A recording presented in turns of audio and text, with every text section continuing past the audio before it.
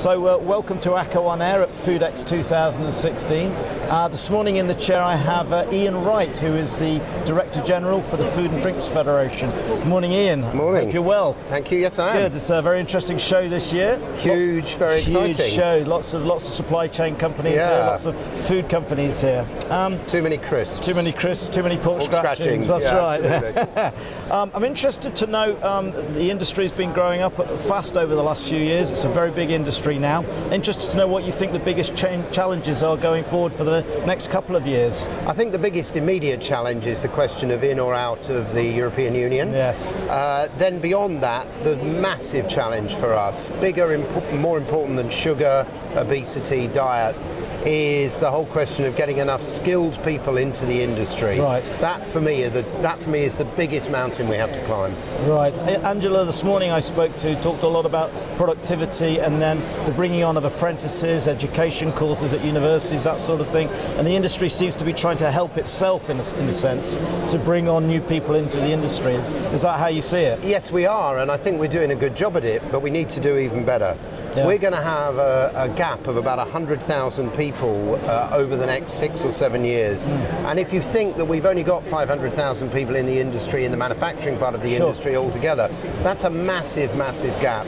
And there are only two ways we're ever going to fill it. One is by bringing in new, skilled, enthusiastic people from university, from schools, through apprenticeships. And the other is from bringing in people from other countries, particularly the EU.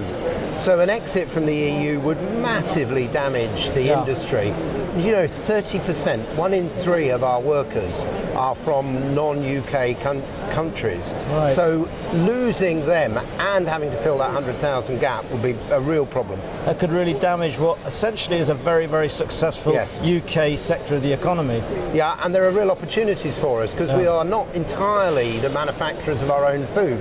Nope. So we import far too much food when we have such a dynamic and impressive, innovative industry. Huge opportunities in the UK and big opportunities for export. That's one of the things we're highlighting here at the show. So given the contribution that the food sector makes to the GDP, its undoubted success, it's the largest manufacturing sector after all. What is it that needs to happen to make it more attractive to UK people, the UK education system? Well, I think first of all we need to talk much more regularly and much more effectively to teachers. Yeah. I do think that the careers teaching in English schools, particularly in English schools actually, is quite poor. Right. In Scotland they have a great programme of food and drink ambassadors who go into schools.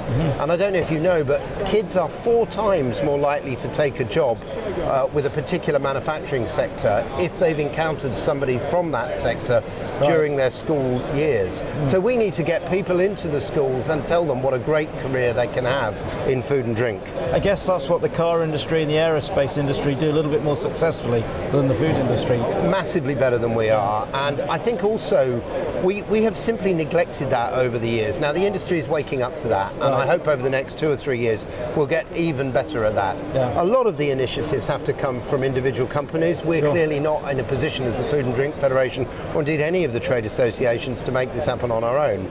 But what we can do is coordinate the various initiatives and make sure there's far less duplication. Okay, very interesting.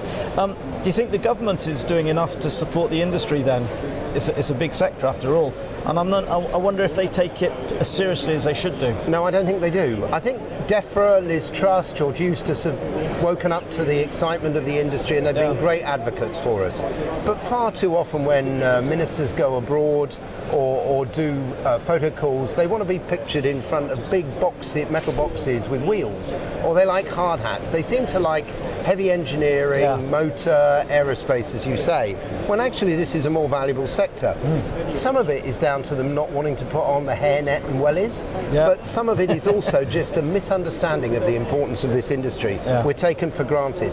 That's our fault. We have to make the case much better.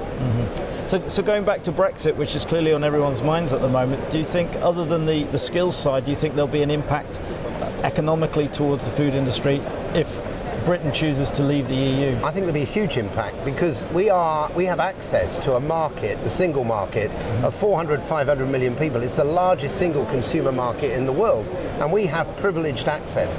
And if we come out, I think it's fanciful to believe that the Germans, the French, the Spanish, the Italians, and all the rest of the other 26 countries aren't going to take advantage of that and decide that by keeping the UK out, they can advance their companies, their industries.